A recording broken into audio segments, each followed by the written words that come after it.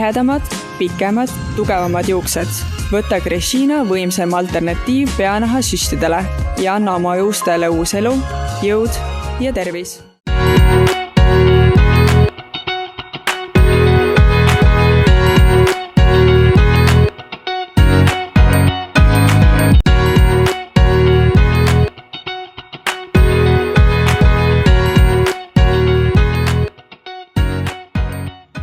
Mul on suur rõõm tervitada kõiki kuulajaid täiesti uuest podcastist Minu elu, minu reeglid. Ants is back ja oleme selle podcasti ellu kutsunud selleks, sest inimesed on palunud. Ja kes muu saaks tulla selle podcastiga minuga kaasa, kui keegi muu kui Merje Poom. Ehk siis tegelikult, kui ma seda podcasti ideed hakkasin mõtlema, sest juhtus sellised olukorrad, et inimesed erinevates Eestimaa otsades, isegi Wolti kuller, kes ootamatult oli eestlane, mida juhtub harva, andis teada, et ta kuulab minu podcaste ja ammu ei ole midagi tulnud. Ja tõesti, Ants ei ole 1,5 aastat peaaegu, vaatasin, räägin endast 3. isikus, podcast andnud. Ja kui ma hakkasin seda ideed mõtlema, siis, ja käisin välja inimestele, et ma teen seda ilmselt Merje sinuga, tere Merje, siis inimesed ütlesid, et jumal tänatud, et sa oled kuidagi minuga koos rahva südamesse pugenud ja me oleme palju sinuga koos erinevaid videoid teinud, ja mitte küll väga palju, aga need on saanud väga populaarseks. Nii et tere tulemast Merje minu kaassaatejuhiks või moderaatoriks, sest me kunagi ei tea, kuidas Antsuga see podcasti tegemine käib, kas see on monoloog või on dialoog, ühesõnaga seda me saame vaadata. Igal juhul suured tänud sulle selle eest, et sa mind sellele rongile kaasa võtsid ja kui sa ütled, et inimesed palusid või ütlesid, et mina võiksin sinuga koos siin sõita, siis tegelikult on see mega suur kompliment. Ja sellepärast, et sinu üks pluss on see, et sa lased alati saatekülalisel, kui sa ka erinevaid teisi intervjuusid teinud, sa annad saatekülalisele ruumi ja minust on väga oluline see, et saatejuht või intervjueerija ei kipuks ise ka selles mõttes negatiivses mõttes esile, et ma ei ole näinud sinust seda, et sa oled tähelepanu janus kuidagi või see on minust hästi oluline, mis tegelikult paistab välja, mille kohta mõned teised inimesed on saanud kriitikat, kes on minuga intervjuusid teinud. Ja mul on selle üle ka hea meel, et ma saan seda kõike protsessi ise juhtida. Ehk siis ma ütlen sulle ausalt, ma olen isegi üle pika aja elevil või pisut isegi, ma ütleks ärevuses, aga see ongi selline põnev elevus, sest isegi rohkem elevust kui võib-olla oma telesaate tegemise juures. Sest kuidagi see on oma juhitud protsess ja oma podcast ja kuidagi uus hingamine on 2026 tulnud. Vaata, selle kohta öeldakse seda, et kaua tehtud kaunikene, et tõesti see idee on sul väga kaua peas olnud ja kuidagi aasta on jälle läheb ja aasta jälle läheb, aga täna me oleme siin esimese saate juures. Just, ma arvan, et kõik asjad elus juhtuvadki tegelikult õigetel momentidel, et kui ma oleks seda hakanud varem suruma näiteks kevadel, eelmine kevad, siis ma arvan, et see ei oleks tulnud selline, nagu ma oleksin tahtnud, sest ma ei olnud võib-olla ise selles kohas, pärast räägime ka sellest, kus Ants üldse kadunud on olnud, et mitte et nii väga kadunud, aga meedias tagaplaanil võib-olla rohkem või ei ole podcast andnud. Ehk siis tegelikult tuleb asju teha siis, kui sa tunned, et see momentum on õige ja siis minna selle nii-öelda ree peale või rongi peale ja alustada täiesti uut sõitu tundmatusesse, mida muide väga paljud inimesed kardavad. Ehk tegelikult uskuma seda, mida su keha või vaim ütlevad, ja usaldama seda elu kulgu. Ja ma arvan, et see on ka üks podcasti mõte tegelikult, et hakata nendest teemadest rääkima, et kuidas siis üldse selle keha ja meele ja mõistuse ja keha tasakaaluga on, et kuna midagi otsustada, kuidas otsustada ja siin on palju erinevaid teemasid, mis meil 8 episoodi vältel tulevad. Aga Merje, minu suur soov oli tegelikult see podcast teha tasuta inimestele ja see tähendab seda, et keegi peab selle tootmise meile sponsoreerima ja minu meelest on üks oluline asi, et valida alati need ettevõtted endaga koostöösse, kelle tooteid sa ise oled kasutanud või kelle tooteid sa ise vajaksid või kes tunduvad sulle väärtuste poolest sümpaatne ja mul on ülimalt suur rõõm. Tead, kes meie peatoetaja on, kes inimesed juba ilmselt nägid, aga kes aitab meil selle podcasti üldse inimesteni tuua? No nii, kes see on? See on Elisa e-raamat ja Elisa e-raamat on selline tore keskkond, mida ma olen ise vist peaaegu aasta aega kasutanud. Ja mina kuulsin sellest siis, kui mulle pakuti, et minu enda raamat võiks sinna minna. Ja Elisa e-raamat on tulnud meile siis peatoetajaks, kes aitab meil podcasti siia tuua ja nad annavad selle podcasti vältel, kui meil hakkavad inimeste kirju hakkame küsima järgmistes erinevates saadetes, siis nad jagavad ka siin hulgalisti kingitusi, millest me saame hiljem rääkida ja kõigile liitujatele tegelikult on 14 päeva tasuta periood, kui nad praegu näiteks liituvad Elisa e-raamatuga ja see raamatu valik on tõesti seal lai ja ma ütlesin sulle ka, et kasuta palun, et näiteks mina sõidan pikki teid autoga, siis on minust väga mõnus see, kui sa saad kuulata raamatuid, eriti sellisel kiirel elutempol, kui ei ole võib-olla aega lugeda ja sina tulid Hispaaniast. Jaa, tulin tõesti ja ka minul oli ausalt öelda üsna suur üllatus see valdkondade valik, mis teemasid seal pakutakse. Ja üks pluss tegelikult oli ju see, et sa saad ka lennukis seda kuulata täiesti offline. Et see on selline, et me kindlasti jõuame nendest kõikidest toetajatest rääkida pikemalt ka, aga teine suurepärane ettevõte, kes tuli meile appi, on tegelikult Cameo ja Cameo voodid. Ja minu jaoks oli hästi suur üllatus Cameo puhul ja mul on vooditrauma terve elu olnud. Ehk siis sellest hetkest, kui ma Tallinnasse kolisin, on mul kõikides, kuna ma Tallinnas elan veel üürikorteris, siis mul on kõikides korterites olnud voodi, kas mis rigiseb hirmsalt või siis kukub laiali. Ja mul on hea meel, et Cameo tuli meile toetajaks, sellepärast et minu jaoks tuli suure üllatusena, et 95% inimestest magab tegelikult porolooni peal. Ja Cameo on nüüd see kodumaine tootja, kes tegelikult kasutab naturaalseid materjale ja neil ei ole sellist porolooni ja sünteetilisi materjale ja Cameo paneb ka kõikidele kirjade kirjutajatele tulevastes episoodides terve hooaja peale siis ka omalt poolt 500 eurose kinkekaardi välja, nii et kui me mingil hetkel küsime teilt kirju mingitel teemadel, siis teate, et Cameo terve hooaja peale loosib välja ühe 500 eurose kinkekaardi. Ja kusjuures need voodid on tõesti olulised, sest ma oman ühte väikest sellist puhkeasutust Otepääl ja kui ma loen tagasisidesid, siis see tundub uskumatu, aga seal on hea voodi, on halb voodi. Mina kusjuures vaatan ka alati seda, kui ma puukin kuskile majutust, et oleks voodi mugavus nii-öelda kõrges, kui sa oled puhkusele, sa ei taha kuskil kõva voodi peal magada. Aga toetajatest veel, meil on järgmine toetaja on tegelikult Ultimate Beauty, kes tuli meile appi, et võib-olla turgutada ka natukene inimesi ja teha ennast võib-olla selles mõttes nähtavaks, et nemad siis tegelevad sellega, et naistel oleks küüned korras, juuksed korras, miks mitte ka meestel ja juuksed korras, eks ju, ja nemad siis panevad ka kirjakirjutajatele välja erinevaid kingitusi, millest me jõuame ka hiljem rääkida ja Ultimate Beauty on siis Bioscent Prantsusmaa brändi toodete maaletooja, ehk siis võite uurida Ultimate Beauty lehelt täpsemalt. Aga see on nagu Topsopi reklaam, teeme selle ära, sest tänu sellele saavad inimesed tasuta kuulata. Järgmine toetaja tegelikult on meil ju, kes? Elum. Kinnisvara. Just, ja võib mõelda küll, et mis see kinnisvara siia puutub, aga tegelikult minu klientide hulgas ja väga palju kuulajate hulgas on ka palju ettevõtjaid ja inimesi, kellel võib-olla finantsvabadust natukene rohkem. Ja üks oluline asi on see, et kui ma hakkan kinnisvara näiteks üürile andma või tahan kinnisvara osta, et mul oleks või müüa, et mul oleks tegelikult hea partner, kes neid asju toimetaks, sest kui me hakkame ise neid tegema, seal on nii palju juriidilisi nüansse, millega ka hiljem võivad ostjad ja üürnikud siis seda omanikku hakata tümitama, ehk siis tegelikult Elumis on selline professionaalne kogenud kinnisvara eksperdid mingis mõttes ja kinnisvaramaaklerid, kes aitavad siis kinnisvaratehingud viia professionaalselt algusest lõpuni ja üks äge asi nende puhul on, miks me tegelikult valisime nad, sest väga paljud inimesed vaatavad praegu välisinvesteeringute võimalusi ja Hispaaniasse on meeletu tung tegelikult, et kuidas sinna kinnisvara osta ja minu enda sõbranna Marjan ostis sinna, ma nägin, milline peavalu see oli ja kui palju juriidikat seal oli, siis Elum kinnisvara tegeleb ka sellega, et Hispaanias inimestele aidata kinnisvara leida, kinnisvara osta ja miks mitte ka kinnisvara müüa, nii et see on siis Elumi poolne selline tutvustus, mida nemad siis teevad.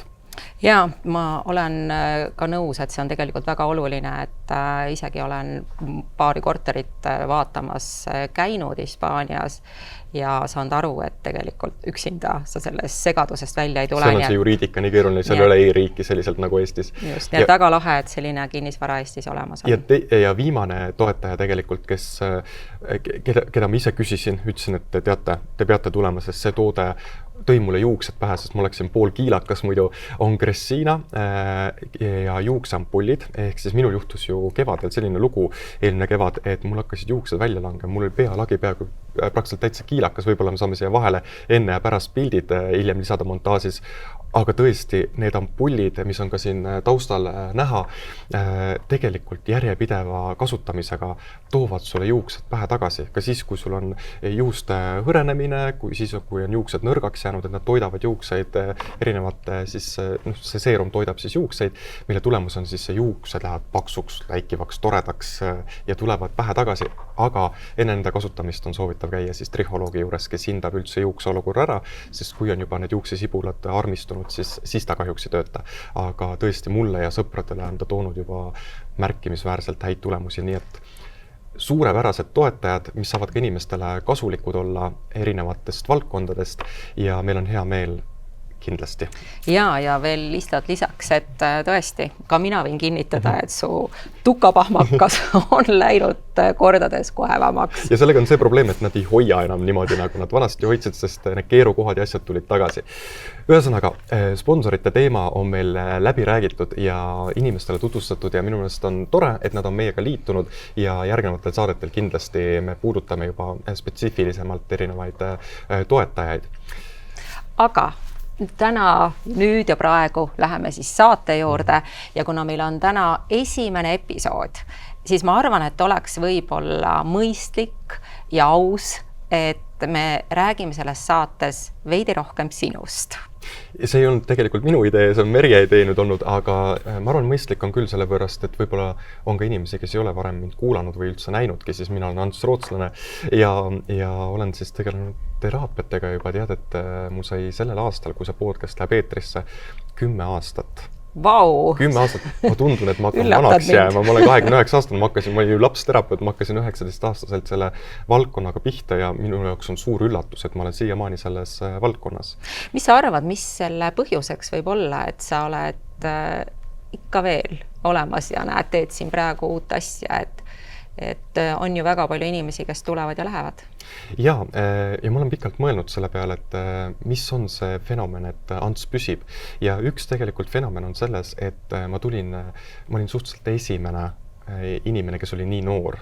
Ehk minust algas nagu mingis mõttes noorte terapeutide või kui me räägime ka esovaldkonnast, esovaldkonna nii-öelda peale sünd uus põlvkond tuli ja kui mina alustasin 19-aastaselt, ma tõesti see ei olnud mul plaanis, see oli juhuste kokkulangevus, siis mul oli väga hea palgaga töökoht ja ma tegelesin üldse tiimi juhtimisega ja kõige muuga juba 19-aastaselt ja minu jaoks oli see fenomen võib-olla selles, et sa suudad inimeste tuua üles teemasid, mida võib-olla varem ei ole selliselt käsitletud. Et minu jaoks oli kohe alguses selge see, et ma ei taha olla täielikult esoinimene ja ma tahaks võtta parima, mis on tõenduspõhises, parima, mis on võib-olla sellises esoteerikas ja tuua nii-öelda see maine ja vaimne omavahel kokku. Ja see kokkukasvamine on toimunud ka selle 10 aasta jooksul, et see ei tähenda, et ma olin kohe valmis. Kindlasti 19-aastane pole veel ajugi välja arenenud tagantjärgi vaadates, eks ju.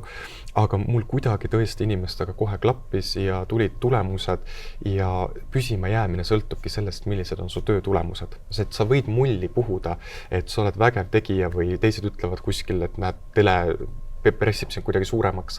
Aga kui sa oled 10 aastat turul olnud ja mul on endiselt järjekord 1,5 või 2 aastat, ma ei tea täpselt praegu, siis tegelikult see tähendab seda, et kliendid on teenusega rahul ja sa oled ühiskonnas midagi puudutanud inimeste hinge, mulle meeldib öelda, mida võib-olla varem ei ole suudetud teha ja tuua inimestele nähtavaks teemasid, mis loob neil selgust, võib-olla esialgu ka natukene kriisi ja eks mind on ka selle eest palju materdatud.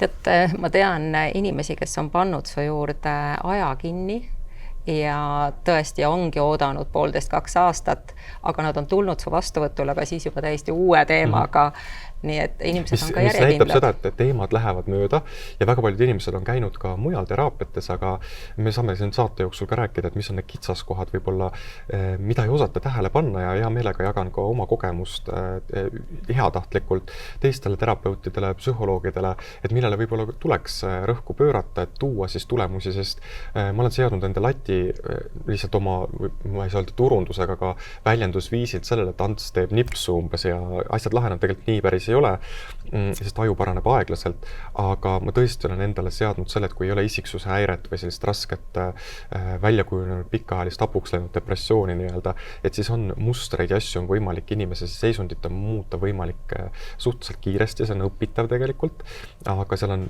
hästi palju olulisi erilisi faktoreid, kuhu tähelepanu pöörata, et tulemused tuleksid siis ka kiiremini kui võrreldes sellega, et kui ma käin võib-olla 2 aastat kuskil lihtsalt päiksest ja õhust ja elust rääkimas, et jaa. Kuule, aga hüppame korraks sinu lapsepõlve. Kas sa olid natuke teistsugune laps ka? Mida ema räägib? Ema räägib, ma ütleks, mida isa räägib. Isa ütles, et Ants juba 3-aastaselt rääkis, et saab kuulsaks, rikkaks ja kirjutab raamatu. Ma ei teadnud, mida tähendab rikkus, mida tähendab kuulsus. Ma olen lihtsalt kuulnud neid sõnu ja mida tähendab raamatu kirjutamine ja mu isa siiamaani tuletab seda mulle meelde. Ehk siis ma olin väiksena, kui ma nüüd tagantjärgi vaatan, siis sellel ajal elu ei olnud nii roosiline ja minu ema isa läksid ju ka lahku, kui ma olin 7 äkki, jah. Ja tagantjärgi olen kuulnud ka, et ema oli minu pärast natukene seal, et ma saaks isaga rohkem koos olla, nii pikalt isaga koos. Ehk neil olid omad probleemid ja eks sellel ajal käis ka palju võib-olla alkoholi läbi perekonnast ja see kujundab tegelikult inimest. Ma olen alati öelnud, et see esimene 7. eluaasta on kõige olulisem inimese jaoks. Ja kuidas ta siis kujundas mind ja võib-olla mis on minu ressursiks tänasel päeval kujunenud, mis väga paljud inimeste jaoks on pigem vastupidises suunas, on see, et kui sa näiteks oled keskkonnas kasvad, kus on võib-olla natukene ootamatusi või kus on natukene alkoholi, et on ettearvamatuid olukordi võib-olla, siis lapses võib areneda selline ülitundlik närvisüsteem, mis tähendab seda, et sul tekib selline kontrollmehhanism, et ma vaatan küll sulle otsa praegu, eks ju, aga võib-olla ma samal ajal juba jälgin seda, mis toimub resiiruumis, mis toimub erinevalt siin ümber stuudios, et ma jälgin väga palju elemente. Ja ma olen selle enda jaoks saanud nagu selles mõttes hästi rahulikuks teha, et ma olen teinud selle oma trumbiks, aga väga paljud inimesed lisavad sinna selle uskumuse või mõtted, mis teised arvavad minust, ehk siis ka, kes on näiteks alkoholismiga kokku puutunud oma perekonnas või on ebaturvaline lapsepõlv olnud, et siis neil see kontrollmehhanism on hästi tugev ja selle tulemusena nad võivad kõike nagu näha ohuna või oodata seda ohtu. Aga ma olen oma ajul selle selgeks, et ohtu enam ei ole, et seda täiskasvanud osa hästi palju tugevdanud.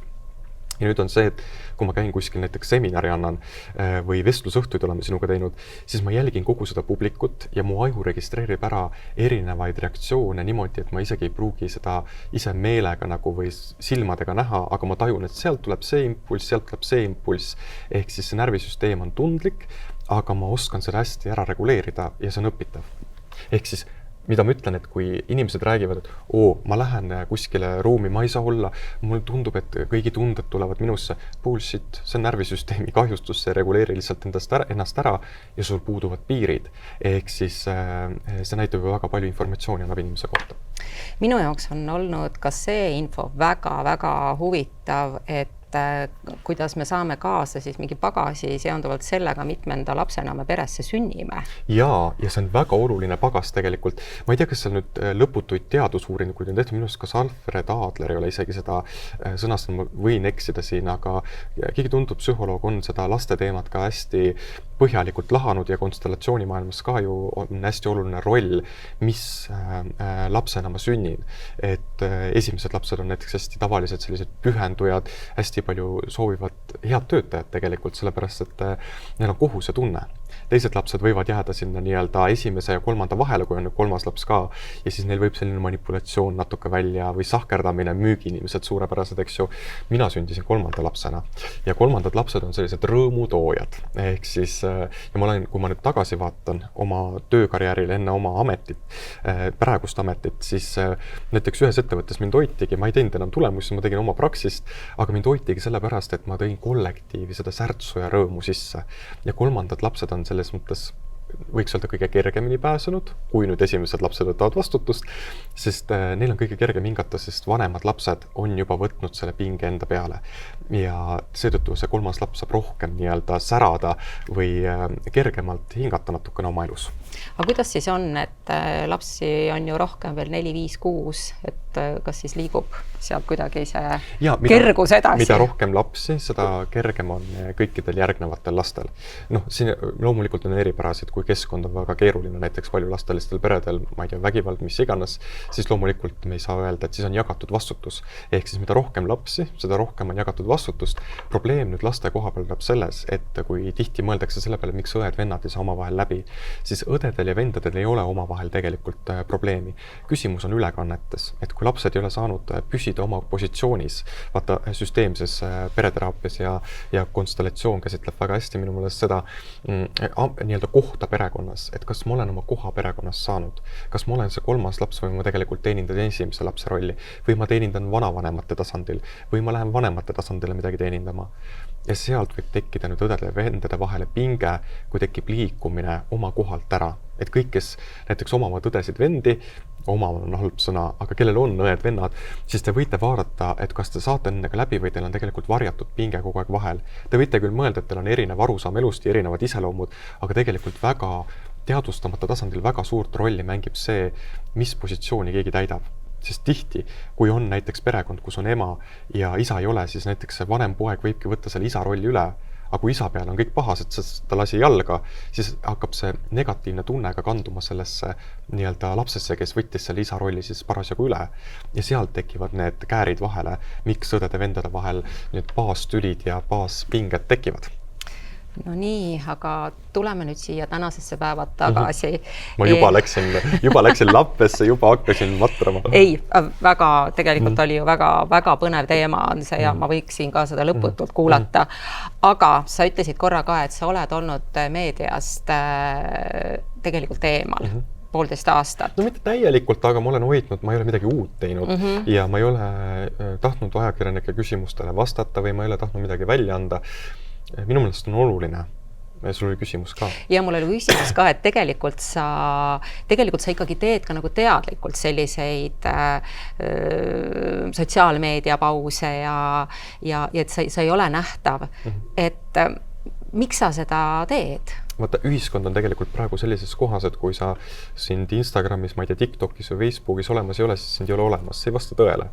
Ehk tegelikult, kui sa oled, ma jõudsin ühel hetkel tõdemuseni, et ma olin 7 aastat või 8 aastat järjest lihtsalt nagu üles ehitanud ennast, mitte küll mõttega, aga mulle pakkus see kõik nii suurt pinget või põnevust, et ma tõesti töötasin metsikus tempos, assistent siiamaani küsib, et kuidas sa jõudsid 4 2-tunnist teraapiat päeva jooksul näiteks teha, siis ma ei tea, kuidas ma jõudsin. Ja siis tuli telesaade veel, siis ma tegin oma äppi, siis ju kukkus kõik kokku, siis hakkasid mul kõik surema ja lõpuks see 2023 oligi minu jaoks nii keeruline see telesaate, ma ei olnud tegelikult üldse valmis selleks telesaateks, sest kui ma seda telesaadet arutasin, et seda võiks teha, see oli tunduvalt varem, aga siis see plaan ei läinud jõusse, sest mul ei sobinud see formaat. Ja kui me tulime uuesti selle tunniajase formaadi juurde tagasi, siis ma arvasingi, et ma olen telesaateks supervormis, aga tegelikult juhtus nii, et ma tegin vahepeal siis oma teraapia äppi, mis algas meeletult edukalt, aga see juhtus palju inetuid nüansse, valede inimeste valik, võib-olla natukene naiivne usaldamine, sest ma olin sellel hetkel nii ülekoormatud, et ma andsin väga palju asju teistele inimestele juhtida, aga jäid teatud lepingud võib-olla või kokkulepped tegemata, mis panid mu hiljem seisu, kus tegelikult see äpp sisuliselt varastati mult ära. Ja minu nimi ja maine oli mängus. Samal hetkel ma läksin ju kohtusse advokaatide, ma ütlesin tehke, mis tahate, sest ma olin nii ülekoormatud, mul ei olnud aega sellega tegeleda. Siis nad viisid selle kirjastusest lahkumise teema kohtusse. Sa oled esimest korda kohtus, et mul kliendid, kes on näiteks esimest korda kohtus, ma tean nüüd selle mitte närvikõdi või mul ei olnud sellel ajal enam väga palju ärevust või tundeid, ma hakkasin pigem apaatseks muutuma. Ja siis ma tegin veel telesaadet ja minu arust on väga keeruline, et kui sa lähed saadet tegema ja sa tead, et sul on saates inimene, kes kaotas oma lapse ja sa pead ta elule tagasi turgutama, aga sama hommik sureb ära su enda vanaema. Siis minu jaoks oli see ääretult nagu keeruline. Ma olingi nii-öelda elus juhtub asju, eks ju, aga ükski inimene tegelikult, kui ta satub sellisesse eskaleeritud pingesse, kus sul on nii palju erinevaid pingekoldeid või vastutusalasid korraga ja need kuidagi ei olnud planeeritud ju, see kuidagi juhtus, siis on inimlik, et midagi juhtub sinuga. Ja ma arvan, et üks asi, mis minuga juhtus, oli see, et mingi sära või mingi osa minust läks niimoodi lukku, millest ma ei saanud alguses ise aru. Ma ei ütleks, et see on läbipõlemine, aga see oli kaitsemehhanism. Ehk siis ma suutsin teha edasi ilusti teraapiaid, mul ei olnud mingit küsimust, ma tundsin ennast hästi. Aga mul kadus see sära ära, et ma tahaks teha midagi üldse kuidagi avalikult või et ma tahaks sotsiaalmeediasse meeletult postitada oma mõtteid. Ehk siis ja meediarünnak 1,5 aastat. See oli ikkagi niivõrd kurnav ja lõpuks see panigi midagi lukku minus. Tegelikult jõudsime me ju üsna valusa teema juurde, et eeldatakse, et sina, Ants, terapeut, aitad kõiki inimesi, särad, aga päeva lõpuks oled sa ju kõige tavalisem inimene. Miski inimlik ei ole mulle võõras, ma tahaks öelda seda. Ja mul on, ma saan aru, et kõrgendatud nõudmine on inimesele, kes töötab teiste inimestega ja see ei tähenda, et ma olin kuidagi katki. Ja mul on lubatud ka, et isegi kui ma inimestega töötan, et siis see on hea, et mul kaitsesüsteemid töötavad selliselt, et ta paneb mu võib-olla apaatseks selleks mingiks perioodiks, sest muidu, kui mul oleks kogu aeg see energia niimoodi laes, siis keha lihtsalt ütleks üles ühel hetkel. Ehk siis tegelikult on täiesti inimlik see, et me mingil hetkel kukume ja tead, ma ütlen sulle ausalt, ka avalikus elus inimesed ei taha näha õnnelikke inimesi. Mis podcastid ja asjad kõige paremini töötavad? See, kui inimesed tulevad, muide, see on enesearengu maailmas, ma olen hüpanud korra teemalt teemale, aga enesearengu maailmas olen seda isegi natuke kritiseerinud, et kui sinu ainukene turundusviis on see, et sa räägid oma õnnetu loo, kui õnnetu sa olid ja kui raske sul oli ja siis kõik tunnevad sulle kaasa ja plaksutavad, aga minu mõte on see, et ma räägin asjadest siis, kui need on läbi tehtud ja mitte sellisel emotsioonil, issam, ma olin nii õnnetu ja kurb ja minuga juhtus see ja kõik tegid mulle liiga. See on selline ohvrimeelne, väga mugav on inimestega manipuleerida nii, aga tegelikult oluline on see, et kui sa oled kriisisituatsioonis, siis või konfliktides parasjagu, siis sa pead enda jaoks selle tegema põnevaks protsessiks. Ja kui on väga palju asju korraga, siis sa ei mõtle nende kõigi asjade peale, vaid sa võtad päeva kaupa või tunni kaupa. Ja ma tegelen sellega siis, ja kui mingid asjad tahavad nii-öelda ventikasse lennata, siis las nad lendavad. Et mõnikord on oluline teha ka kriisiolukorras seda, et kui sa ei tea, mida teha, siis ära tee mitte midagi. Ja las kõik plahvatab. Ja ma arvan, 2023 oligi minu jaoks see hetk, kus kõik mingis mõttes minu jaoks plahvatas. Ma olin saavutanud ära kõik, mida võib-olla oma valdkonnas võib saavutada. See kõlab nüüd nagu Eesti kuulsam inimene, eks ju. 2 bestsellerit, telesaade, unistuste klientuur, pikad järjekorrad. Mis sa veel selles valdkonnas teed? Ja siis oligi seda pausi vaja, kus sa tõmbad nagu juhtme seinast välja, ütled, et ma ei taha hommikuks saada 300 kirja, kuidas kõik räägivad, kui imeline sa oled või ja siis lisavad sinna juurde ka oma probleemi ja tahavad lahendust saada. Ehk siis ma arvan, et 2023 hakkas selline suremise protsess. Ehk mul suri tohutult inimesi ära, ma käisin kvartalis korra matustel. Mulle juba küsiti seal matusebüroos, et kuule, et kas sulle kuldkaarti ei oleks vaja, et sa käid siin kogu aeg urne või neid matuselehti tellimas, et äkki teeme kuldkaardi, et mulle selline must huumor meeldib ja see on see, mis on elus alati hästi hoidnud. Ehk siis ma arvan, et sealt hakkas protsess, kus ma hakkasin oma isikliku eluga tegelema. Et kui ma varem olin hästi palju rõhku pööranud, ma ei saa öelda välisele, sisemine areng on ju seal ka olnud, aga just isiklikele suhetele ja partnerlussuhetele, ehk siis ma olin kuidagi, olnud kogu aeg selles mullis või rongi peal ja kui sa tuled rongilt maha, mida väga paljud inimesed kardavad ja mis ongi hirmus, et sa tuled rongilt maha ja sa ei tea, kas uus rong tuleb või sa pead ise rongiliini käivitama järgmiseks, eks ju. Ja sa tuled sealt maha ja sa ei tea, mis saab. Ja minu arust ongi see ootamine mingis mõttes olnud koos vaikse tegutsemisega, et ma leiaks üles uuesti selle sära, selle enda olemise, selle ehe olemise, et keegi ei pane mulle päitseid pähe, et ma võin olla selline, nagu ma olen, et mul ei saa pakendina peale panna, ta on selline, ma võin iga päev erinev olla ja ma töötan selle nimel, et mul oleks see vabadus. Ja mingis mõttes see 2023 nagu kadus ära, sest kui sul kogu aeg tehakse selgeks, et sa oled vale, aga su töö annab tagasisidet, et see ei ole vale, kliendid ja kõik muu, siis tekib nii-öelda see konflikti koht. Ja inimeses on üks osa endast alati, mis hakkab ennast hävitama. Ja seda kontrolli all hoida, et teha endale ratsionaalselt selgeks, et mis on adekvaatne näiteks kriitika, mis on edasiviiv kriitika ja mis on lihtsalt kadedusest tehtud sinu suunas.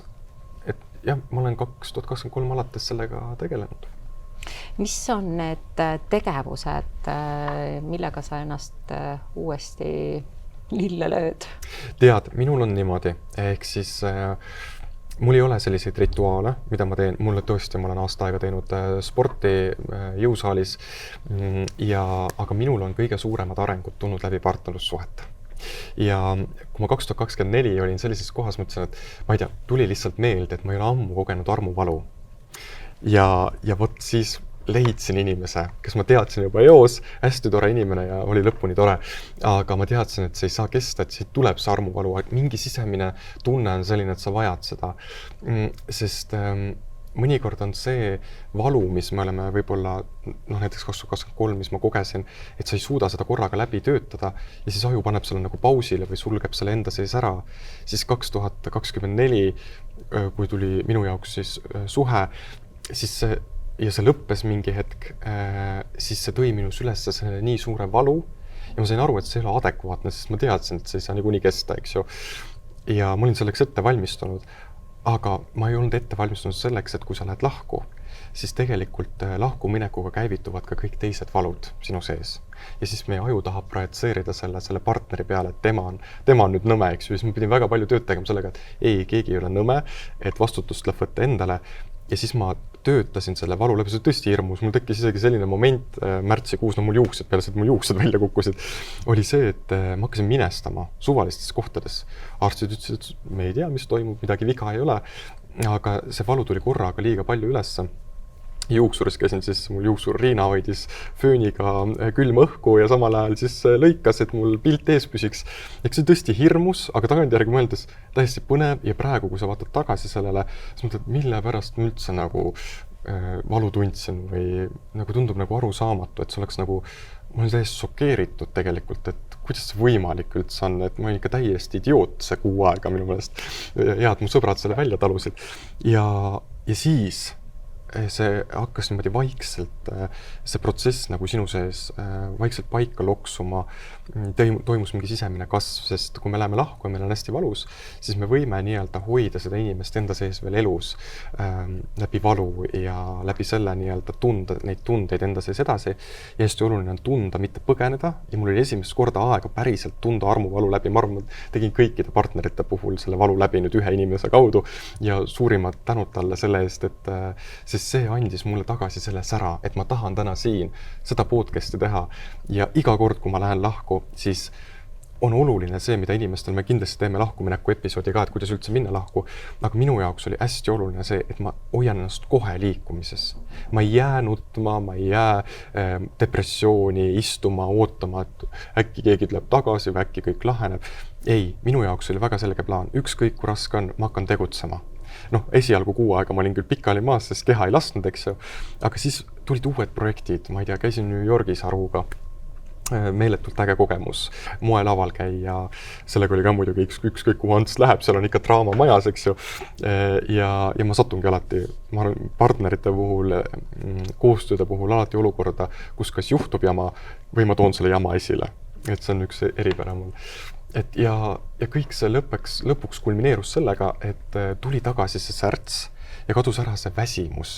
Et selline väsimus, et kui ma teen teraapiat ära, et ma ei lähe koju, ma ei taha lihtsalt telekat vaadata või mingit telefonimängu mängida, vaid ma tahan tegutseda. Ma tahan jälle särada, ma tahan jälle toimetada, ma tahan uusi projekte käivitada ja see mingi jõuelement, et sul tekib nagu selgroog tagasi.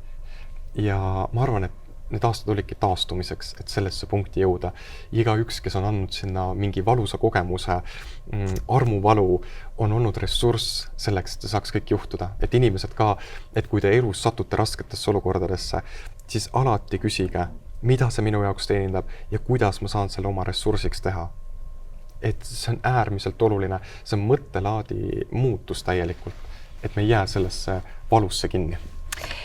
No tegelikult pean ma ju ausalt ütlema, et ma olen natukene selle protsessi siis see armumine ja armuvalu kaasas käinud, kuna meil sellel ajal just käisime mööda Eestit ja tegime vestlusõhtuid. Ei saa öelda, et ma olen kadunud, sest meil olid saalid kõik vestlusõhtud täis üle Eesti ja seal sa nägid erinevaid variatsioone armumisest armuvaluni. No ma nägin sinu erinevaid variatsioone, kus ühel hetkel oli nagu vau, et me ei mahtunud tuppa ära sinu suures armumise energias ja teisene kord oli see, et otsused on hoopis teised tehtud, nii et tegelikult on see olnud ka väga äge kogemus sinuga kaasa sõita.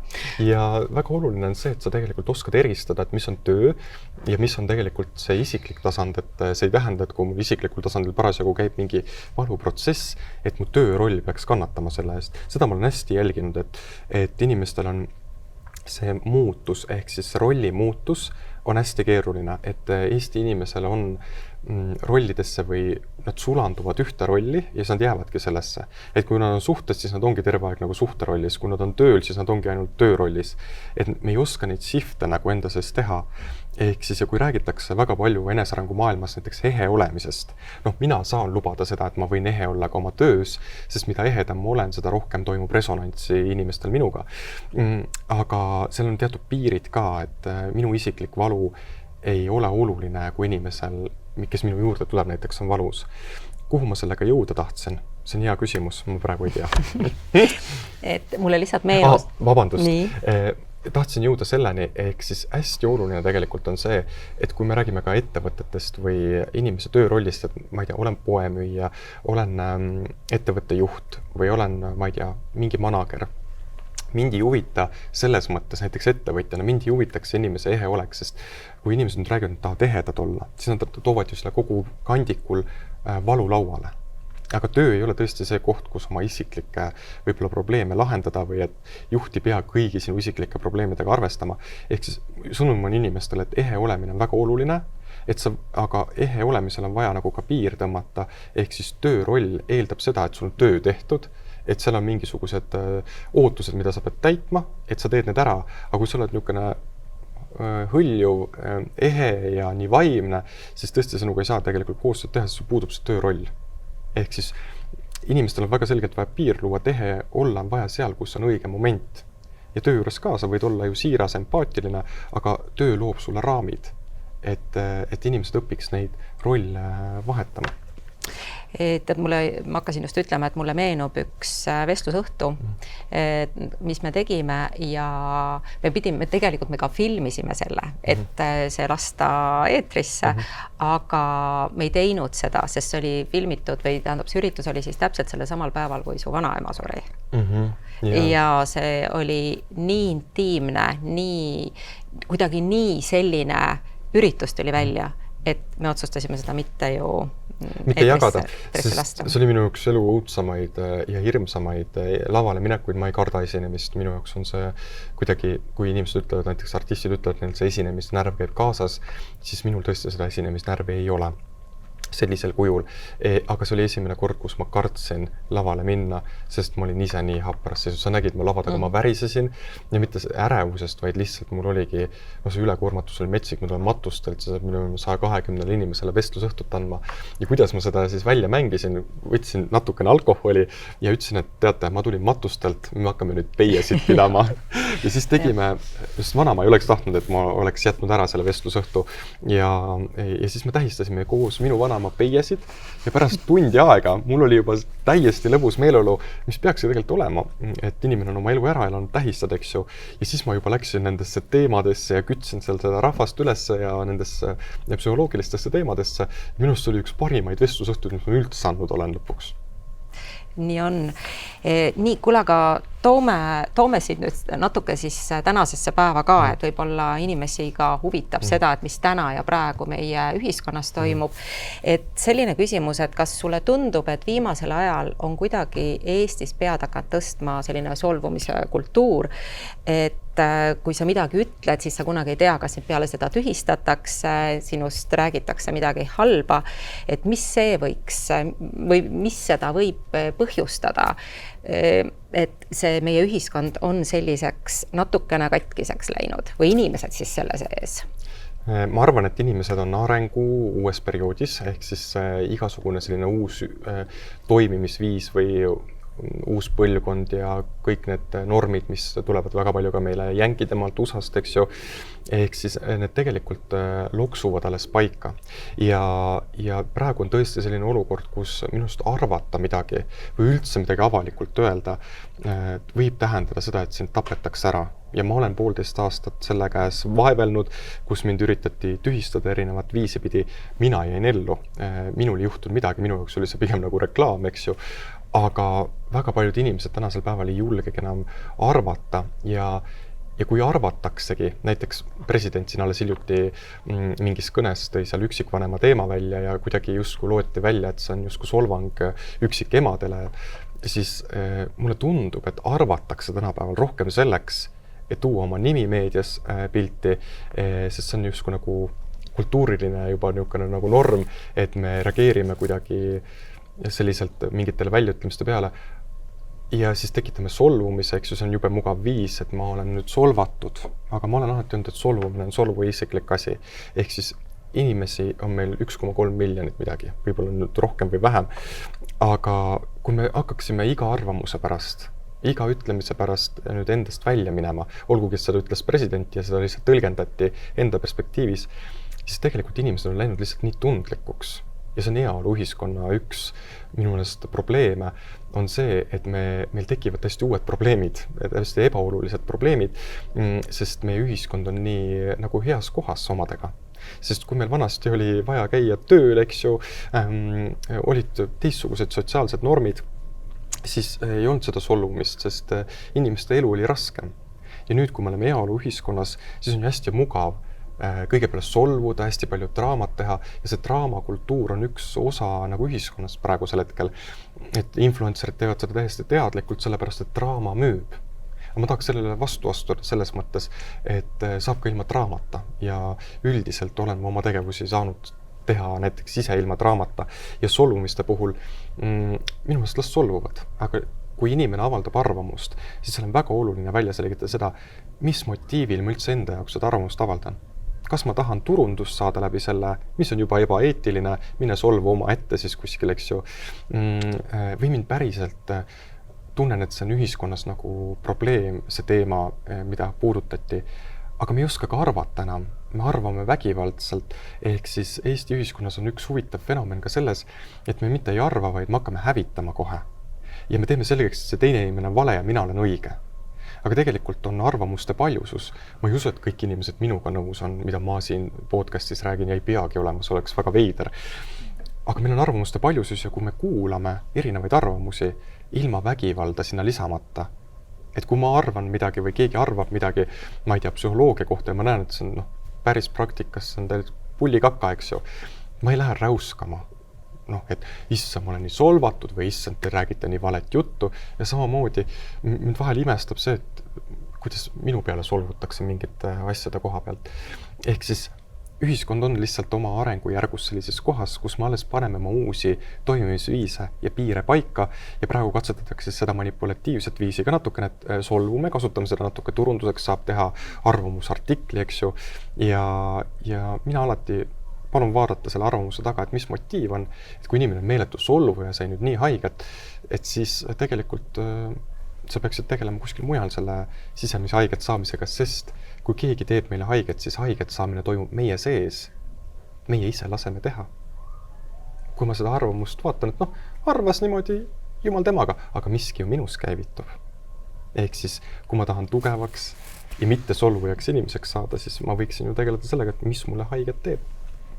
Aga mis sa ütled nende negatiivsete anonüümsete kommenteerijate kohta? Ei, täiesti lubatud. Selles mõttes, et see on alati niimoodi olnud, ehk siis Delfi debiilikuid on igal pool, nagu ma olen öelnud, ehk siis või ütlesin esimest korda või lugesin seda kuskilt. Ühesõnaga, tegelikult on nii, et ükskõik mida sa teed, sind saadab alati mingil kujul kriitika ja vaata, tuleb lihtsalt õppida eirama, et meepotis võib ikka paar tilka tõrva tulla, aga inimeste fookus läheb alati nende tõrvatilkade peale. Nad ei näe seda ülejäänud meepotti enam, nad näevad ainult neid tõrvatilkasid. Ehk siis tegelikult mina tänasel päeval saan täitsa enda lõbustamiseks, me vahel sõpradele loeme mingite artiklitel mingi kommentaar ette ja naerame ja teeme ise ka enda üle iroonilist nalja, et kui sa oled avalikus elus, siis sa pead taluma ära selle konflikti, mis tekib siis nende kommenteerijatega või nende arvamustega. Ja kui need lähevad ikkagi väga hulluks süstemaatiliseks, siis tuleb neid kuidagi korrale kutsuda, selleks on juriidilised vahendid olemas. Ehk siis me ei saa nõuda tervelt ühiskonnalt, et nad tegeleksid emotsionaalse arenguga. Ma olen küll väga enesearengu, mitte isegi enesearengu, vaid isiksuse arengu nagu pooldaja. Aga me ei saa nõuda, et terve ühiskond selle teeks, et alati on see osa ühiskonnas ka, kes ongi natukene, ütlen ausalt välja, rumalamad, emotsionaalne intelligentsus ei ole välja arenenud ja nad toimivadki instinktiivselt, täpselt see tunne, mis neil parasjagu tuleb, nad plähmerdavad selle välja ja tavaliselt, kui sa nende profiilipilte juba vaatad, siis seal on juba diagnoosid näha. Et selles mõttes jah, et mis nendest ikka arvata? Mis sa arvad, kas inimene oma enesearengus jõuab kunagi nii kaugele, et ta surfab ainult laineharjal? Minu arvates see on naiivne natukene ootus, sellepärast, et inimene areneb läbi tegelikult, ei tahaks öelda kannatuste, aga läbi sellise pingeseisundi, et alati, kui on selline positiivne periood, siis sellele alati tekib ka vastand jõud. Ehk siis, ja inimene arenebki läbi erinevate olukordade. Küsimus on selles mõttelaadis tegelikult. Kui me räägime laineharjal olemisest, siis sa võid ka kriisi olukorras olla laineharjal, kui sa mõtled enda jaoks selle, et kriis on põnev ja kindlasti on kriisis omad ressursis arenguks, aga mis on inimeste üks problemaatiline koht on see, et inimesed on oma meelelt hästi negatiivse mõttemaailmaga ja dramaatilised. Ehk siis see on ka silmaringi küsimus, eks ju. Et kelle jaoks on probleem see, et naabri Malle rääkis nüüd teisele naabrile minust halvasti ja ta teeb sellest võib-olla aastaid kestva draama. Teise inimese jaoks on see, et ta, ma ei tea, äri läks põhja ja ta kaotab kogu oma vara, eks ju. Et inimeste maailm on hästi erinev, kus nad elavad ja sellest sõltub ka see laineharjal nii-öelda olek. Ehk siis kelle jaoks on laineharjal olek see, et tal on püsiv töö ja mitte midagi muud ei toimugi või hea partner, eks ju. Ja kui midagi seal juhtub, siis nende maailm kukub kokku. Ehk siis inimestel on üks huvitav fenomen. Nad ei tööta, meil on, tegelikult on podcastis tore rääkida erinevatel asjadel, sest inimesed on erinevates kohtades, aga täiesti mõttetu on targutada lõputult, et sa pead niimoodi elama või sa pead niimoodi elama, sest inimene areneb ja lahendab probleeme ainult siis, kui tal on kriis või kui tal tekib päriselt probleem. Senikaua ta mõtleb, et see Ants on debiilik, jahub oma lollidele naistele seal mingit jama, eks ju, ja siis nad kirjutavad hiljem, kuule, nüüd ma saan aru, et ma lihtsalt, ma ei tea, ei olnud valmis seda näiteks vastu võtma. Aga laineharjal püsimine võib toimuda mingi perioodi vältel, näiteks ettevõttel, kui on näiteks mingi algne eesmärk, ma tahan saada näiteks 200 000 kuukäivet või et meie ettevõtte toodaks parimat näiteks teenust Eestis. Ja ka ettevõttes on näiteks olemas nii-öelda kriisiperiood, kui esialgne eesmärk saab täidetud. Kui esialgne selline, millega ettevõtte loodi või see projekt loodi, saab oma eesmärgi täidetud, siis toimub alati langus. Ja elus üldse toimub ka suhetes niimoodi langusi. Ja need on tegelikult need kohad, kus me läheme kas isiksusena järgmisesse kohta, suhtena järgmisesse kohta või oma ettevõttega järgmisesse kohta. Ehk siis kriis on ellu sisse kirjutatud. Küsimus on selles, et kui me näiteks räägime kriisidest kindlasti tulevikus, et mis on need ressursid, mida ma saan kasutada selles olemasolevas kriisis, milliseid osasid ma saan nendest välja arendada ja kuidas ma hiljem, kui ma kriisi olen läbi teinud, näen, et see töötas minu kasuks ja see aitas mu laineharjale, uuele laineharjale tagasi, mis võib olla juba palju säravam lainehari, palju kauem kestvam, palju suurem. Ehk siis meile avatakse nagu neid laineharju läbi selle, kui kaugele me isiksusena ise oleme jõudnud. Ja sellepärast ongi oluline, kui vaatame evolutsioonilist jõudu, et me ei saa jääda paigale püsima. Sest evolutsioon kogu aeg areneb ja samamoodi inimene peab tegelikult isiksusena kogu aeg arenema. Öelda pean on halb sõna, kui ei taha ära arene. Istugi seal oma sõnnikunnikus ja ütle, et elu on halb. Aga tegelikult laineharjal püsimine on mõttelaadi küsimus. Minu jaoks on näiteks kõige põnevam eluperiood ongi olnud see, kus ma olen vait olnud, pole midagi välja andnud 2 aastat ja lahendades enda sees ära tundmatut, mida sa ei teagi, millele sul vastus puudub. Et ja keegi ei saa sulle anda ka, sest ega ma ise ka ei saa aru, mis toimub ja keegi teine ka ei saa aru, et sa otsid seda ja siis ühel hetkel käib sul see ahaa-moment ära ja see ahaa-moment toob su sealt sellest olekust välja ja viib su järgmisse kohta. Täpselt samamoodi nagu inimesed tulevad teraapiasse, meeletult dramaatilised, nii suured probleemid ja siis teed seal midagi korda, võtad lihtsalt traumas reaktsioonist välja ja siis ütleb, issand, elu on nii tore ja lõbus ja järsku aju enam ei pööragi tähelepanu sellele probleemile, mis oli. Ja siis nad mõtlevad ise ka, kuidas ma nii emotsionaalne sain seal olla. Aga see ongi see, kuidas me toimime, millest me hakkame siin järgnevatel episoodidel rääkima, et kuidas see inimene siis tegelikult toimib ja kuidas ise ennast hakata paremini juhtima, et saada selle laineharja peale tagasi, sest 2026 on see aasta, kus peaks seda kindlasti tegema, sest need, kes jäävad istuma ja mina ka jäänud istuma, me tulime ka siia, istume praegu, aga toodame midagi, eks ju, teeme midagi, et siis neid saadab tegelikult edu. Sul on ka kindlasti endal kogemus oma klientide näol ja minul on ka see kogemus olemas, et kui sa oled siis selles kriisis või selles valus või selles augus, siis korraks tekib küll see ohvritunne, et miks sa seal oled, aga kui sa selle läbid ja vaatad sellele teele tagasi, siis sa nagu mõtled, et see on nagu parim, mis sinuga juhtuda sai. Jaa, sest kui mina olin kevadel kriisis siis minu jaoks on kõige hullem asi see, kui ma kaotan usu inimestesse. See on midagi nii tugevat minu jaoks, et kui ma midagi selle ära kaotan, see võtab mul jalad alt ära. Vahet pole, mis mu elus on juhtunud, aga kui ma kaotan usu inimestesse, või eriti see, et kui sa avad kellegile oma südame ja sa ühel hetkel avastad klissee, prügikastist, bla, bla, bla, eks ju, ma lihtsalt dramatiseerin praegu üle. Et siis see võib mõjuda kuidagi nii, et sa kaotad usu inimestesse, aga minu puhul näiteks on hästi oluline, et mul oleks usk inimestesse. Ja minust on hästi ilus vaadata seda, et sa kaotad selle, et sa koged selle läbi ja kuidas elu hakkab sind ise tegelikult, kui sa ei jää paigal istuma, vaid sa hakkad tegutsema. Siis ma toon enda pealt näite, ma läksin Hispaaniasse Marianiga, veel palju sõpru oli seal koha peal ja ma läksin kohvikusse ja me armusime ühe inimesega nagu niimoodi silmnähtavalt ära, nagu mingi klikk käis ära. Ja siis ma lihtsalt tegin pulli pärast Tinderi, vaatasin, kas ta on Tinderis ja ta oli esimene, kes mul ette viskas. Ja see lõppes sellega, et me läksime sama õhtu teidil, ei juhtunudki midagi suurt, eks ju.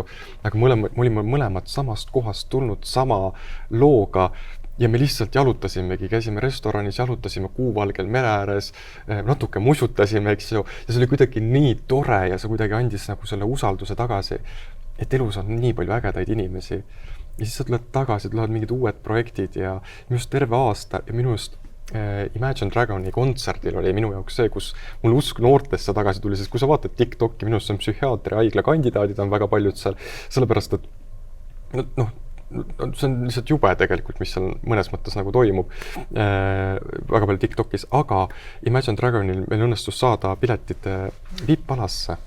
Ja see oli tõesti, kui ta kunagi peaks kuulama, üks tudeng 20. algus või 20-aastane juuratudeng Sveitsis kuskil ja ka siin Tallinnas vist samal ajal õpib, ma ei teagi, kuidas ta lõppis, oskas nii-öelda võitluskunste ja kuulata 20-aastaselt nii arukat nagu juttu, kuigi ta oli ka natukene svipsis, suutis ta jääda siiski nagu aruka mõttelõnga juurde ja intelligentselt ennast väljendada. Ja siis ma mõtlesin, et nii palju on selle tegelikult puudu ja nii tore, et tegelikult on neid noori ja väga palju noori, kellel on nii palju nii-öelda tarkust või intelligentsust, et nad ei jää sinna võib-olla TikToki trendidesse lihtsalt või teevad midagi arukat ja mõtlevad oma peaga ja loovad mingeid uusi mõttemustreid enda jaoks, mitte lihtsalt ei korja trendide pealt oma isiksusse midagi kokku.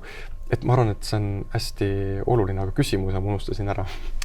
Ma arvan, et küsimus sai vastuse, aga siit tuleb kohe uus küsimus ja see tuleb tegelikult inspireeritud sinu enda jutust, et mis juhtub inimestega puhkustel, kui nad sõidavad ikkagi Eestist ära, siis kuidagi kogu see vibe ja kõik muutub selliseks nagu ülimõnusaks ja kõik mured, probleemid, mis jäävad nagu sulle siia koju maha, et mis inimese ajust toimub siis, kui ta puhkusele sõidab? Siin võib mitut moodi seda vaadata. Ühelt poolt aju registreerib ära, et toimub keskkonnavahetus, mida soovitatakse hästi palju läbipõlemise puhul, mis meil on järgmise saate episoodi teema. Aga juhtub see, et sa oled tegelikult olemasolevast keskkonnast eemal, sul ei ole tööülesandeid ja see, et sa räägid, et nii tore ja kõik jutud, aga väga paljudel inimestel toimub hoopis see, et nad jäävad haigeks. sellepärast, et haigus ei löö välja sellel hetkel, kui sa oled pingesituatsioonis ja sul on vaja midagi ära teha. Haigus lööb välja siis, kui on pingelangus. Ja just puhkuste aeg on just see, kus inimesed lähevad puhkusele ja on esimesed päevad haiged. Sellepärast, et pingelangusest keha hakkab, nüüd tal on ressurssi sellega nii-öelda toime tulla. Aga see, et puhkusel inimesed on rõõmsad, vahetud, on ju lihtsalt sellest, et kohustusi ei ole ja tulenebki keskkonnavahetusest, et seda väga soovitatakse. Mina pean näiteks saama iga 3-4 kuu tagant Eestist ära, sest Eestis mul on raske puhata, sellepärast, et ükskõik kui ma lähen, on ikka ants, räägi mulle sellest, mul on see probleem. Ja siis on nii hea minna kuhugi, kus keegi sind ei tunne ja mina samamoodi, kui ma olen Eestist ära, mul on vaja vahepeal meelde tuletada see enda elurõõm ja see enda positiivsuses ära, sest näiteks terapeudi ametis tekib ju tunnete ülekanne, sa oled iga päev klientide traumades, pingetes sees, siis paratamatult see kurnab ära, tekib emotsionaalne kurnatus, ma küll taastun kiiresti, aga kui ma ei saa Eestist ära, siis on see, et siis toimub niisugune väikne hääbumine. No ma pean siin ikkagi meenutama seda meie ühte ühist reisi, kui me läksime koos reisima, istusime lennukiga seal tagumisel istmel ja kui see tagumine iste sai justkui su teraapiaruumiks. Ja ma lasin veel eraldi sõbrale ette istuda, et inimesed ei tuleks ja siis inimesed hakkasid vetsus käima sellepärast, et mitte sellepärast, et vetsu minna, sest vets oli meie juures seal kohe, vaid sellepärast, et hakata küsimusi küsima ja minu ees istusid 2 tüdrukud, kes rääkisid, kuule, see mis tants rootslane seal taga, tahaks talle tere öelda või midagi, mis ma lõpuks olin nii väsinud, sest ütlesin, kuule, palun ütle see tere ära, saab rahu majja. Et see oli kuidagi humoorikas ja kui me tagasi tulime, see oli esimest korda vist, ma ei tea, kas Elu24 üritas mind korra millegi rünnata jälle. Nemad on tegelikult vähe mind rünnanud, aga mingi teema lihtsalt tuli ülesse. Ja siis ma ütlesin, pekki, ma ei taha Eestisse minna, nagu ei viitsi mingi jamaga tegeleda. Ja siis lennukisse lõi samal hetkel, lõi välk sisse ja lennuk pöördus tagasi ja meie lend lükati edasi. Ehk siis vahel peab sõnadega olla ettevaatlik. Ja see sama lugu, mis siis oligi ilmselt sinu üks kõige tõsisem selline, ma ei tea, negatiivsem. Esimene lugu vist. Ja seda, kui ma olin siis tookord ju sinu kõrval seal ja see, kui rahulikult sa seda asja võtsid, mina seal kõrval hakkasin juba närvi minema, et juba olid kaasasid, juba juriste värke, et sellistel hetkedel see on ikka uskumatu, kui rahulikuks sa suudad jääda. Ja vaata, sa pead läbi mõtlema selle jaoks, et miks seda tehakse, et need motiivid selgeks saada enda jaoks, aga mind tegelikult nii väga ei rünnatudki sellepärast, et kes ma olen või mis ma teen, sest meil on ju tegutsemisvabadus ja ma ei ületa seaduse norme kuidagi ja ma olen tegelikult Eesti vaimse tervise jaoks väga palju teinud, arvestades numbreid, raamatute numbreid, 17 500 müük, see on nüüd 10 000 pluss Elisai raamatu kuulamised. Ehk siis ei saa öelda, et mõju ühiskonnale ei ole, sest kui sa juba 1% ühiskonnast puudutad, see oli vist 13 000 midagi, kui ma eksin numbrites, andke andeks, siis tegelikult sa avaldad juba ühiskonnale mõju. Ja see mõju oli liiga suur, sest videoid ja asju vaadati 90 000, podcasti kuulati üle 100 000, et siis oli vaja see Ants nagu tagasi tõmmata, sest inimesed kuulasid liiga palju teda.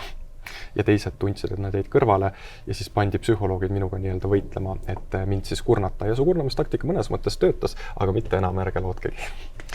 Just, et tõesti see oligi see, kui sind võtsid siis ette, ma ei tea, psühholoogid või psühhiaatrid või ma ei tea sellest. Ajakirjanik võttis ette ja siis pani mind lihtsalt vastakuti, sest vastandumine kõige paremini töötab ja müüb kõige paremini ja need artiklid olid ju Eesti loetumad artiklid aasta jooksul nendes väljaannetes. Just, ja jutt tuli siis, oligi siis see, et mis on siis tõenduspõhine, teaduspõhine ja mis siis mitte, on ju. Aga tänane seis on ju selline, kus siis psühhiaatrid kirjutavad välja inimestele väga kergekäeliselt antidepressante, mitte siis ainult psühhiaatrid, vaid ka perearstid. Ja see toimub kuidagi tõesti väga kergekäeliselt, isegi olen kogenud oma lähedaste puhul ja see teeb natukene nagu murelikuks, kui arst küsib, et mis rohtu sa tahad, et mida ma sulle kirjutan. Et mis sa arvad, et kas see selline massiline antidepressantide välja kirjutamine on nagu õige või kuhu see üks hetk viia võib, sest inimesed ju ikkagi võivadki võib-olla, ma ei tea, tarbima jääda neid ju väga pikkadeks aegadeks. Ja see on nüüd ainukene viis tegelikult, kuidas kiiresti inimest toetada, et antidepressantide suhtes on hästi paljudel inimestel, ka minu klientidel on selle suhtes eelarvamusi ja on ka inimesi, kellel on sellega halvad kogemused, aga tegelikult riigis on olukord kehv. nii arstidest on puudus, psühholoogidest on puudus, psühhiaatritest on puudus ja tegelikult ei saa süüdistada või rünnata nüüd perearste või psühhiaatreid, sest tegelikult kui klassikaline inimene, kes ei tea sellest võib-olla psühholoogilisest abist mitte midagi, tunneb, et ta on pekkis, no kus ta läheb, soovitatakse minna perearsti juurde. Aga seal perearsti küsi sult otseselt, kuule, millest see mõju võib avalduda, eks ju, ehk siis miks sa sellisesse kohta oled jõudnud ja siis ongi kõige lihtsam viis, et kuule, paneme sulle ravimid peale ja väga paljudel inimestel, no tõenäoliselt 50% inimestest saabki mingit leevendust sellest, et aitab sind ära reguleerida paremini ja võtab seda pinget maha. Aga küsimus on selles, et kui sa seda pinget ära ei lahenda, ehk siis kui me mingit teraapiale laadset toodet sinna ei soovita juurde, siis tegelikult inimesed hakkavad sattuma korduvalt nendesse samadesse olukordadesse ja väga vähe on neid inimesi, kes võtavad nüüd ühe korra antidepressanti ja nüüd ongi terve elu õnnelikud. Et see päris nii ei käi, et noh, see miinimumkuur peaks olema seal 6 kuud, et siis ta on ainukene tegelikult abivahend praegu, mida saab kiiresti välja kirjutada ja siis on midagi nagu tehtud. Aga ma oma töös näen, mis on minu jaoks muret tekitav Eestis, on see, et nendel inimestel kirjutataksegi nüüd antidepressandid välja, midagi muud neile ei pakuta. Ehk siis see tähendab seda, et inimene jääbki neid antidepressante võtma ja väga paljudel ongi uskumus, et nad ei teadnudki, et mingid muud võimalused on olemas, sest nemad ei ole uurinud seda vaimse tervise valdkonda, et näiteks tõenduspõhisel on ju käitumiskognitiivne või ma ei tea, paarisuhte probleemi korral, kui sa oled kogu kurnatud seal paarisuhtes, ei leia lahendust, siis mis see antidepressant aitab, see on mine paari nõusta juurde, mine pereteraapiasse, aga need on need kohad, mida nagu liiga tihti ei soovitata. Et mina olen ise enda praksises teinud niimoodi, et ma olen teinud koostööd siis minu kliiniku Viljar Veede meeskonnaga ja tõesti, kui ma näen, et seal on häireline taust juba taustal, kus on vaja antidepressantravi juurde või mingit muud ravi juurde, sest ilmas inimene näiteks välja ei vea, siis me oleme saanud teha koostööd ja me oleme kombineerinud siis niimoodi, et ma teen oma töö ära või siis nemad teevad oma ravimitega töö ära, võib-olla kliiniline psühholoog teeb seal oma hinnangu ja siis inimene saab ise otsustada, et mis teraapia tema puhul siis töötab ja mis ei tööta. Ja ei saa öelda, näiteks tõenduspõhised ütlevad hästi seda, et no, kasutage tõenduspõhiseid metoodikaid. Ja mulle tundub üldse, et nad ründavad neid metoodikaid, mida mina parasjagu teen. Sellepärast, kui ma tegin hüpnoosi, siis nad rääkisid, oi, see on nii tõenduspõhine ja see on halb ja blablabla, see on nii ohtlik. Nii, lõpetasin hüpnoosi tegemise ära. Nüüd ma kuulasin neid tõenduspõhiste podcast'e. Nüüd nad räägivad jah, et konstellatsioonist, nad on juba leplikumaks muutunud, et nad ka tõenduspõhistega väitlemas käies Arvamusfestivalil ütlesid, et see võib olla tõesti üks nagu hea metoodika, mis võib mõjuda väga paljudele nagu hästi. Nad räägivad muidugi selle placebo efektist, sest see on veel lõpuni uurimata. Aga nad ei ütlenud enam, et see on, me arutasime küll sellele, millise hetkel see võib olla ohtlik, võib-olla me jõuame sellest rääkida. Aga kuidas ma ütlen, seal oli see konsensus olemas, et tõenduspõhised on paar võib-olla teraapia liiki ja need ei toimi kõikide inimeste puhul. Ma võin sulle öelda näiteks, et inimene, kes on väga suures lõimumises oma peresüsteemis, me võib-olla järgmistes podcastis räägime täpsemalt, mis on lõimumine, võimumine, et siis kui ta on väga lõimunud ehk kellegi teise kohta täitnud perekonnas siis, ja ülekoormatunud väga pikka aega, siis see käitumiskognitiivne teraapia ei pruugi tema puhul üldse tööle hakata, sest ta vaeseki see üldse aru, mis tema sees ju toimubki, kelle tundeid ta üldse kannab. Et seal on kindlasti väga head metoodikad, aga Eesti ühiskond on jõudnud sellesse kohta, miks meil see vaimne turg nii lai on, sest inimesed otsivad lahendusi, sest nad ei ole lahendusi leidnud sellest samast tõenduspõhisest, sest ei ole lihtsalt ressurssi ja väga paljud psühhiaatrid, mul üks psühhiaater kliendile läks või patsiendile läks uksest sisse ja ütles, no sulle võin kohe näost ära öelda, et sul on bipolaarsus. See inimene täiesti šokeeritud, pärast ma ütlesin, võta teine arsti hinnang nagu juurde ja siis tuli lihtsalt välja, et hapuks läinud depressioon, eks ju, et mitte mingit bipolaarsust seal ei olnud.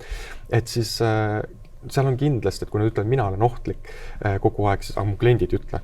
Ajakirjanduses on uuritud, palutud ülesanda Antsu kahjustada saanud kõik kliendid, keegi ei andnud ülesse. Ehk siis, aga samamoodi, kui me võtame, samamoodi peaks ju tegema siis ka tõenduspõhiste puhul, võtame siis ka teie kahjustada saanud kliendid ette, eks ju. Et kui te saadate inimese, kes palub, et palun viige mind haiglasse, et ma ei tule endaga toime ja te ei vii teda ja ta teeb pärast ikkagi enesetappu, et siis kes kahjustab või kes on ohtlik.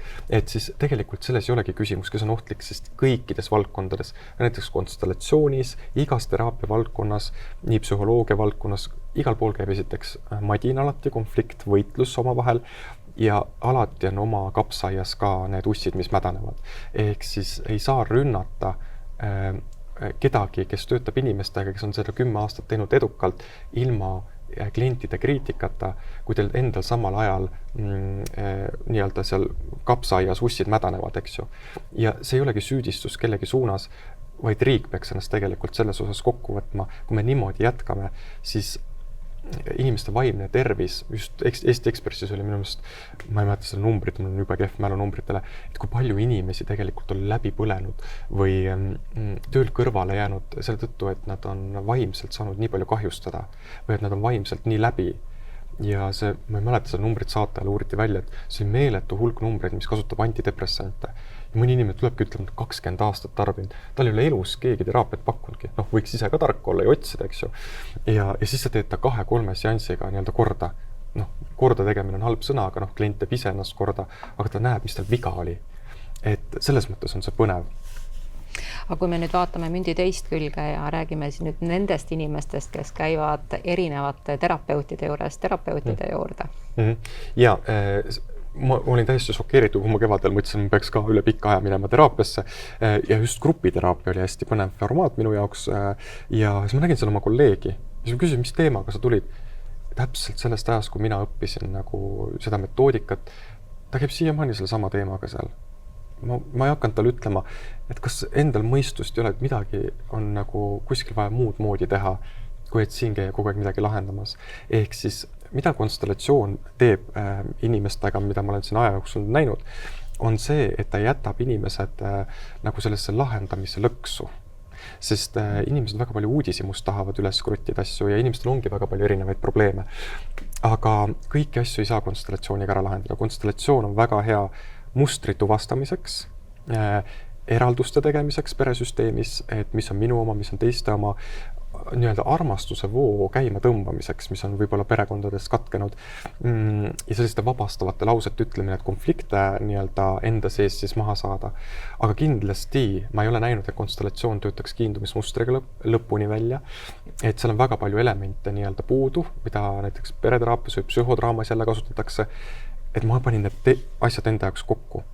Aga inimesed, kes käivad nüüd konstellatsiooniseansil ja kogu aeg lahendavad midagi, siis võibki jääda mulje ja süsteem muide samamoodi toimib niimoodi, et kui ta vaatab, et see üks idioot lahendab kõik ära, siis okei, anname talle järgmise teema ja siis nad jäävad lahenduse lõksu. Mõnikord on lahendus selles, et sa saad asjadest lihtsalt aru, sa vaatad korra selle pildi ära ja hakkad tegema teistmoodi. Aga inimesed ootavad kogu aeg, et midagi sügavat tuleks sealt välja ja veel sügavamale. Mulle tundub vahel, et see on nagu põgenemine elu eest. Ja siis nad rikuvad kõik oma elud ära, sellega oma suhted ära, sest nad on nüüd nii vaimsed ja nad on nüüd nii valgustunud, aga tegelikult nad elavad nii-öelda sellises oma mullis.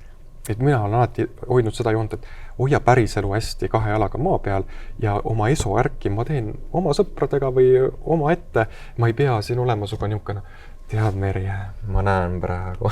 Ma ei viitsi sellist tsirkust teha, aga kui ma muutun nõiaks, siis ma võin seda teha, eks ju, automaatselt.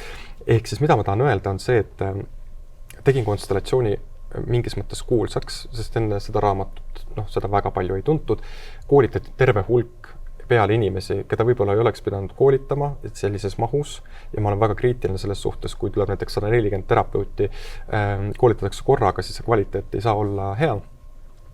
Mis on lubamatu isegi, aga meil on seadus, kõik võivad teha, mis tahavad ja siis tuli hästi suur mass inimesi peale ja siis ma tõmbasin ennast sealt liitudest asjadest välja, sest ma mõtlesin, et kui nemad hakkavad jama korraldama, siis hakatakse ütlema, et aga näed, Ants, sa ju teed seda ja mingi enda vastutus ka ju loomulikult. Ja see oli ka hea, et ma võtsin 8 aastaks juhtme seinast välja. Mis arvab, palju neil koolis praegu õpilasi on? Kindlasti mitte 140. Et natukene nagu kokku tõmmata seda, sellepärast, et minu vanad kolleegid on, mitte vanuselt vanad, aga kogenud kolleegid, kes on hästi adekvaatsed selles valdkonnas, kes panevadki võib-olla klassikalise psühholoogia ja konstellatsiooni mingid metoodikad veel kokku, siis seal on väga palju häid elemente. Kas oled tähele pannud, et inimestel kuidagi see eneseusaldus on natuke võib-olla habras, et inimesed ikkagi otsivadki kuskilt väljapoolt seda mingit tõestust endale oma edasi liikumise jaoks? Ja otsivadki. Kui me vaatame aastavahetust või aastavahetusel, mis toimub, siis iga aasta need telesaated, mida toob aasta 2026, 2025, 2024. ja siis on terve TikTok, mul tekib allergia, kui keegi räägib taroskoobist mulle, siis ma tegin pulli. Vaata, öeldakse, et ma panen taroskoobid, laon need kaardid välja ja siis ma ütlen, mis tähtkujul, mis aasta nagu tuleb, eks ju. Vaatasin 5 erinevat, kõik rääkisid erinevat juttu. Nii et suurepärane uudis, kõik, kes te kuulasite aastavahetusel erinevaid ennustusi asju oma tähemärgile ja arvasite, et see on nüüd halb aasta, selle info oli selline, te leiate TikTokist järgmise, kes ennustab juba palju paremini. Ehk siis mina võtaks ennustamist kui selles mõttes meelelahutust, aga sa ütlesid, et inimesed jäävad sellesse kinni, et nad vajavad väljaspoolt usaldust. Ma arvan, et nende podcastide jooksul me aitan inimestel ka jõuda selle kohani, et miks nad sinna jõuavad, miks nad välist kinnitust kogu aeg vajavad ja kuidas selle pealt ei saa toimida, sest siis sa kõnnid kellegi teise jalgade ja näed kellegi teise silmadega. Et minu põhiline eesmärk, miks ma üldse seda podcasti teen, et meil oleks rohkem tugevaid, selge silmavaatega inimesi, kes püsiks oma jalgadel, oma selgrooga ja kes ei otsiks väljaspoolt mitte nii väga kogu aeg toetust, vaid otsiks võib-olla mõttelaadis muutust ja otsiks seda arengut, et kuidas mina ise ennast saan arendada, et kui see tüüp on näiteks need asjad elus saavutanud, ma tahaks ka midagi teha, eks ju, võib-olla siit tuleb midagi, võib-olla mingi psühholoogiline nõks või nipp, et ma hakkaks rohkem ennast usaldama, et ma täna rääkisin ka siin sellest kriisist, eks ju, natukene, et kui ma lähen tegutsemisesse ja teadmata, mis saan, et siis elu hakkab sind nii-öelda seda usaldust nagu peegeldama ja hakkab sulle kinnitama seda, et sa oled õigel teel. Ja nendest kõikidest teemadest, ma arvan, me järgmistes podcasti osades räägime. Nii et Merje, esimene episood on hakanud läbi saama. Kuidas emotsioonid on? Jube ruttu. Mul oli veel praegu üksjagu küsimusi tulemas, aga teeme nii. See oligi sissejuhatus, soojendus podcastile, et ma saaks ise ennast sisse elada ja tõesti väga tore oli sinuga taas kord vestelda ja juba uuel nädalal on meie saate teemaks läbipõlemine, mis on massiline epideemia Eesti ühiskonnas, mida ma olen puudutanud ka oma telesaates kunagi, aga järgmises episoodis me saame siis kokku võtta kõik need teemad, mis inimesi läbi põletab ja on oodatud või oleme küsinud ka inimestelt siis palju kirju selle saate jaoks ja me loeme teile ette ka erinevaid inimeste kogemusi, kuidas nad läbi põlesid, mis nendega juhtus. Nii et kohtume tunni vähem. Nii et kohtume juba uuel nädalal uues episoodis Minu elu, minu reeglid, läbipõlemine.